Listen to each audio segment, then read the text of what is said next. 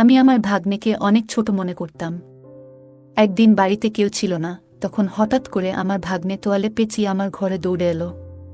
এসে বলল, মামি, আমি অনেক ব্যথা পেয়েছি। এরপর সে আমার বিছানায় শুয়ে পড়ল। সে বলল, মামি, কি দেখছ? আমি ভাবলাম সত্যিই কিছু সমস্যা হয়েছে, তাই আমি তার কাছে গেলাম।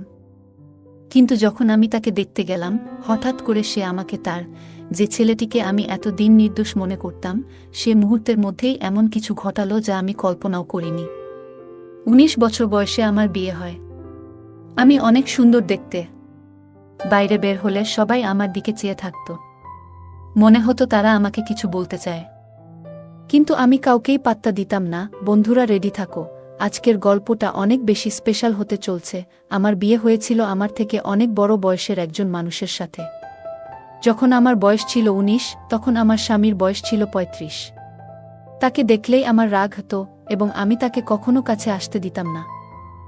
ধীরে ধীরে আমি বুঝতে পারলাম আমার জীবনে একজন মানুষের প্রয়োজন।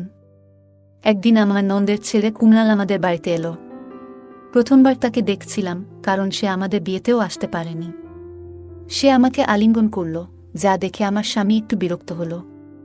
আমি পরিস্থিতি সামলাতে কুণালকে প্রশ্ন করলাম, হঠাৎ বাড়িতে এলে কিভাবে? তখন আমার শাশুড়ি রেগে গিয়ে বললেন, তুমি কে জানতে চাওয়ার? আমি শুধু জানতে চেয়েছিলাম কুণাল আমাদের বিয়েতে আসেনি, তো হঠাৎ আজ কেন এলো? কুণাল মুচকি হেসে বলল, মামি তো শুধু প্রশ্ন করেছেন, রাগ করবেন না। আমি তখন পরীক্ষায় ছিলাম, তাই আসতে পারিনি, তবে এখন এসেছি, আর মামি থেকে অনেক আদর নিয়ে ফিরব। সবাই হাসল। শাশুড়ি মা রেগে গেলে আমি আর কিছু বললাম না। কিছুক্ষণ পর কুণাল ফ্রেশ হয়ে এলে শাশুড়ি মা আমাকে নাস্তা আনতে বললেন। নাস্তা নিয়ে যাওয়ার সময় পা পিছলে প্লেট কুণালের উপর পড়ে গেল। শাশুড়ি মা চিৎকার করে বললেন, তাড়াতাড়ি তার পোশাক পরিষ্কার করো। তখন স্বামী বাইরে ছিলেন। শাশুড়ি মায়ের বকুনি শুনে আমি কাপড় আনতে রান্নাঘরে গেলাম। কাপড় পরিষ্কার করার আগে আমি আবার জিজ্ঞাসা করলাম, মা, সত্যি কি আমাকে কুণালের জামা পরিষ্কার করতে হবে? শাশুড়ি মা রেগে বললেন, আর কি করবে? ভুলটা তুমি করেছ, তাই তোমাকেই ঠিক করতে হবে। পুরো ঘটনায় কুণাল চুপ ছিল এবং নিজে জামা পরিষ্কার করার চেষ্টা করেনি। আমি একটু অস্বস্তি অনুভব করছিলাম, কিন্তু কুণাল মিষ্টি চোখে তাকিয়ে বলল, মামি, এখানে এভাবে পরিষ্কার করুন, এবং ধীরে ধীরে নির্দেশনা দিল।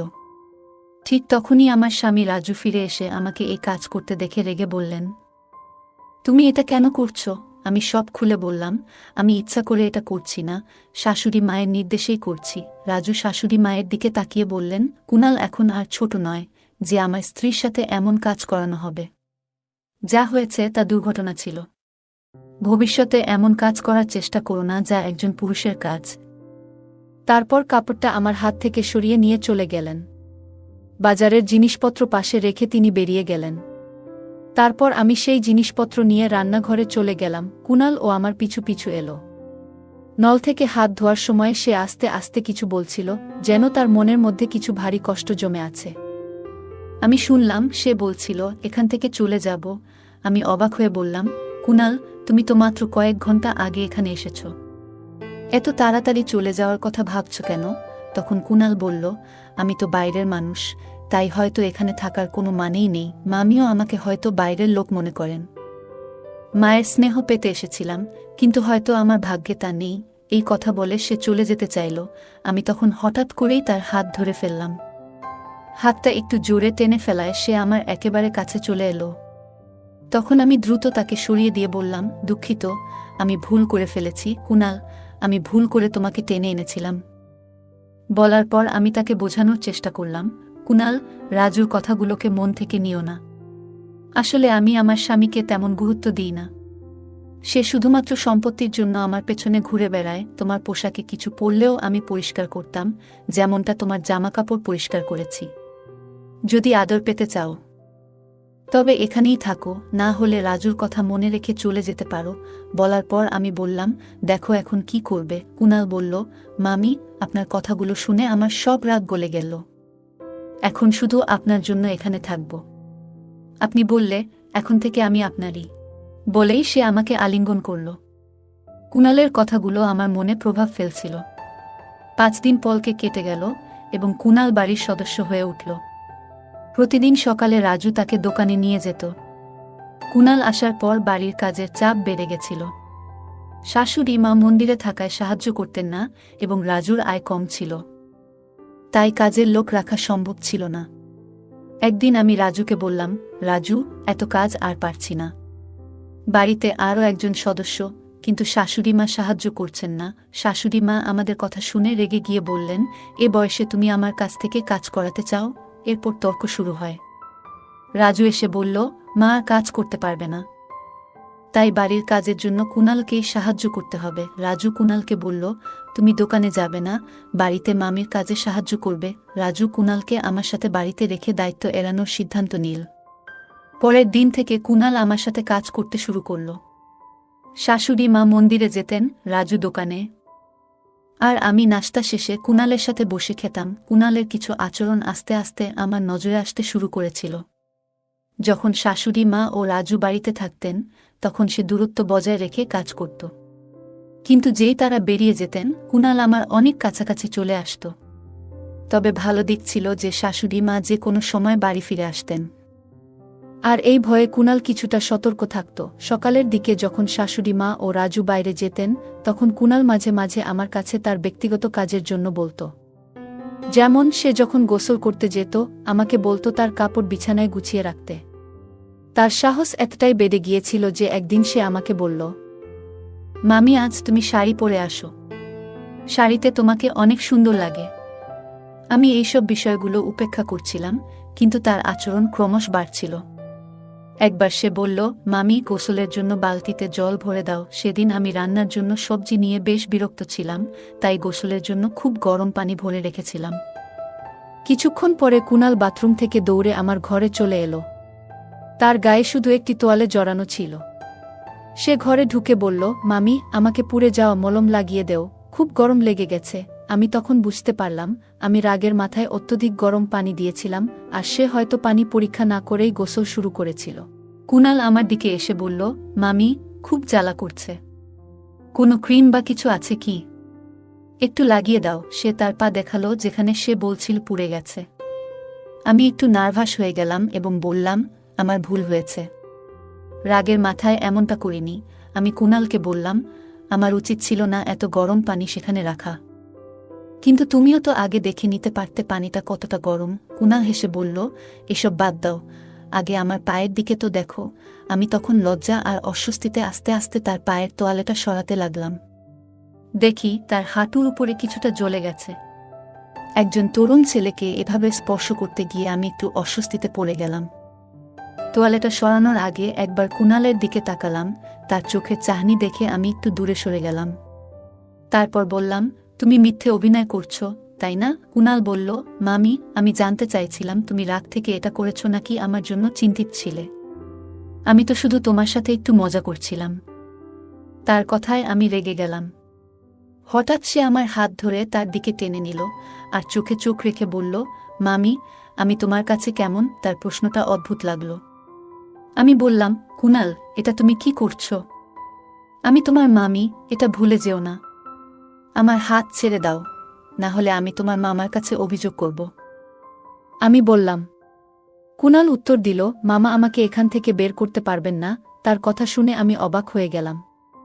তারপর সে আমাকে আরও কাছে টেনে নিল, এতটা কাছাকাছি যে আমি এমনটা কখনো অনুভব করিনি, এমনকি স্বামীর সাথে। তার আচরণে আমি কিছুটা দুর্বল হয়ে পড়ছিলাম। ঠিক তখনই শাশুড়ি মা বাইরে থেকে ডাকলেন। বোমা! তার ডাক শুনে আমি রেহাই পেলাম। শাশুড়ি মা আসার পর কুনাল আমাকে ছেড়ে কিছুটা দূরে সরে গেল। রাতে আমি ঠিক করলাম রাজুর সাথে এই বিষয়ে কথা বলবো। শোবার আগে রাজু হঠাৎ বলল, কুনাল তো তোমাকে সহায়তা করছে, কাজের চাপ কমে গেছে, তাই না? আমি কিছু বলার আগেই কুনাল হাসতে হাসতে আমাদের ঘরে ঢুকে বলল, মামা, তুমি কেন ছোটদের মতো দুধ খাচ্ছ? আমি মজা করে বললাম, তোমার মামার শরীরে ক্যালসিয়ামের অভাব, তাই দুধ পান করেন। এতে কি সমস্যা? এটা আমাদের ব্যক্তিগত বিষয়, তোমার এখানে থাকা জরুরি নয়। এরপর কুনালকে বাইরে যেতে বললাম। আমার এই কথায় আমার স্বামীর মুখে হাসি ফুটে উঠল। তারপর আমরা দুজনে ঘুমিয়ে পড়লাম। পরের রাতে আমি যখন রান্নাঘরে দুধের গ্লাস রাখতে যাচ্ছিলাম, তখন হঠাৎ কুনাল আমাকে টেনে তার ঘরে নিয়ে গেল। তার এমন আচরণ দেখে আমি রেগে গিয়ে বললাম, কুনাল, তুমি কি করছো? আমি তোমার মামি, এটা ভুলে যেও না। তুমি যদি 5 সেকেন্ডের মধ্যে আমার হাত না ছাড়ো তবে আমি চিৎকার করব। কুনাল ঠান্ডা মাথায় বলল, মামি তুমি মাইক নিয়েও চিৎকার করো, তোমার স্বামী শুনতে পাবে না। কারণ তাকে তুমি এমন দুধ খাইয়ে দিয়েছ যাতে ঘুমের ওষুধ মেশানো। আমি সবকিছু দেখেছি, আর আমার মোবাইলেও সেই ঘটনা রেকর্ড আছে। কুনালের কথাগুলো শুনে আমি হতভম্ব হয়ে গেলাম। তার মোবাইল স্ক্রিনে আমি নিজেকে দেখতে পেলাম, যেখানে দেখা যাচ্ছিল আমি রাজুর দুধের গ্লাস ওষুধ মেশাচ্ছি। সে বলল, মামি একবার ভাবো যদি মামা এই ভিডিও দেখে ফেলে তাহলে কি হবে। আমি প্রতিদিন রাজুর দুধের গ্লাস চুপিসারে ঘুমের ওষুধ মিশিয়ে দিতাম। কুনাল সেই ঘটনা ভিডিও করে আমাকে ব্ল্যাকমেইল করতে শুরু করল এবং আমার সাথে ঘনিষ্ঠ হওয়ার চেষ্টা করতে লাগল। এতটা ধূর্ত হবে তা আমি ভাবতেও পারিনি। তখন আমার কাছে মিষ্টি কথা বলে তাকে শান্ত করা ছাড়া আর কোনো উপায় ছিল না। তাই আমি কুনালের কাছে গিয়ে তার গলায় হাত রেখে বললাম, কুনাল, আমি তো শুধু তোমার সাথে মজা করছিলাম।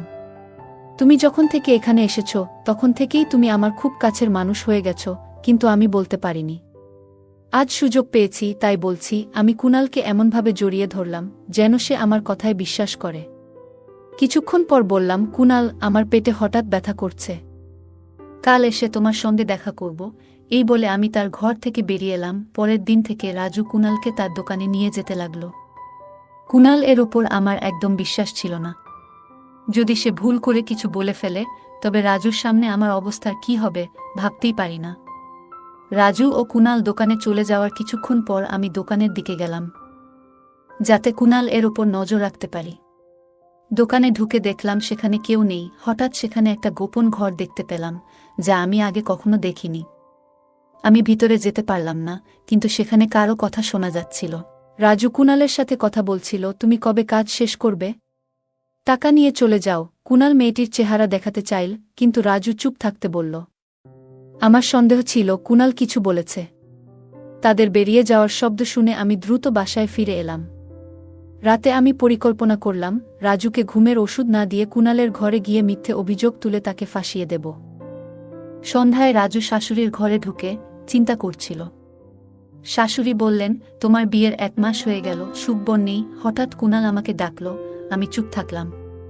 রাতে রাজু ঘুমালে আমি পরিকল্পনা মতো এগোলাম। আমি কুনালের ঘরের দিকে গেলাম, কাছে গিয়ে তাকে আলিঙ্গন করলাম এবং বললাম, কুনাল, আমি আমার প্রতিশ্রুতি রেখেছি, এখন আমি শুধুই তোমার। কুনাল আমার কাছে আসতেই আমি হঠাৎ তার হাত ধরলাম এবং চিৎকার করে উঠলাম, বাঁচাও, বাঁচাও। আমার চিৎকার শুনে রাজু দৌড়ে ঘরে এলো।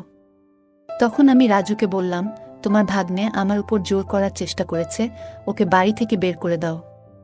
রাজু আমার দিকে রাগান্বিত হয়ে চড় মারল এবং বলল, কুনাল আমাকে সবকিছু দুপুরেই বলে দিয়েছিল। আমি জানতাম তুমি আমাকে ঘুমের ওষুধ খাওয়াচ্ছিলে। এখন কুনাল আর আমি দুজনেই তোমাকে শাস্তি দেব। ঠিক সেই মুহূর্তে বাহিরে পুলিশের গাড়ির আওয়াজ শোনা যায়। পুলিশ দ্রুত ঘরে ঢুকলে আমি জানালাম কুনাল, রাজু এবং শাশুড়ির সন্দেহজনক কার্যকলাপের কথা। তদন্তে জানা গেল রাজু আমার বোনকে অত্যাচার করে কোমায় পাঠিয়ে আমাকে বিয়ে করতে বাধ্য করে। তার মূল লক্ষ্য ছিল বাবার সম্পত্তি দখল করা। কুনাল, একজন ডাক্তার, তার সাথে মিশেছিল। পুলিশ তাদের গ্রেপ্তার করে এবং জানালো যে রাজু ও শাশুড়ি মিথ্যা গল্প সাজিয়ে আমাদের পরিবারের সম্পত্তি চুরির পরিকল্পনা করছিল। শেষমেশ আদালত 3 জনকেই যাবজ্জীবন কারাদণ্ড দেয়। আমার বাবা যাকে সৎ ভাবতেন সে ছিল একজন ঠান্ডা মাথার প্রতারক। আমি সৌভাগ্যবান, ফাঁদ থেকে পালাতে পেরেছি। এখন আমার একমাত্র আশা আমার বোনও সুস্থ হয়ে উঠুক। গল্পটা কেমন লাগলো জানাতে ভুলবে না। আরও মজার মজার রোমান্টিক গল্প শুনতে চাইলে ভিডিওটি লাইক, শেয়ার এবং চ্যানেলটি সাবস্ক্রাইব করতে এবং বেল আইকনটি ক্লিক করতে ভুলবে না। ধন্যবাদ।